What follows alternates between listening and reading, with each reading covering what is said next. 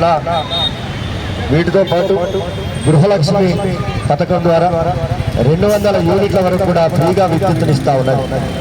అంతేకాకుండా యువ వికాస పథకాన్ని తీసుకొస్తా ఉన్నారు.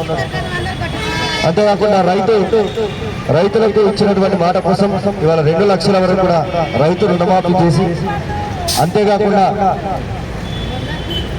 ఇంటిగ్రేటెడ్ స్కూల్ వ్యవస్థను కూడా తీసుకొస్తా ఉన్నారు గౌరవ ముఖ్యమంత్రి రేవంత్ రెడ్డి గారు. ఇట్లా ఇంటిగ్రేటెడ్ స్కూల్ వ్యవస్థను, ఎందుకంటే గురుకులాలు విచ్ఛిన్నమవుతున్నటువంటి సందర్భంలో, కులాలుగా మతాలుగా విడిపోతున్నటువంటి ఈ సందర్భంలో ఓ ఇంటిగ్రేటెడ్ స్కూల్ వ్యవస్థను నిర్మించి అన్ని కులాల మతాల వర్గాల ప్రజలు వాళ్ళ పిల్లలను మంచి భవిష్యత్తు అందించేందుకు, విద్యా భవిష్యత్తును అందించేందుకు గౌరవ ముఖ్యమంత్రి రేవంత్ రెడ్డి గారు అడుగులేస్తా ఉన్నారు.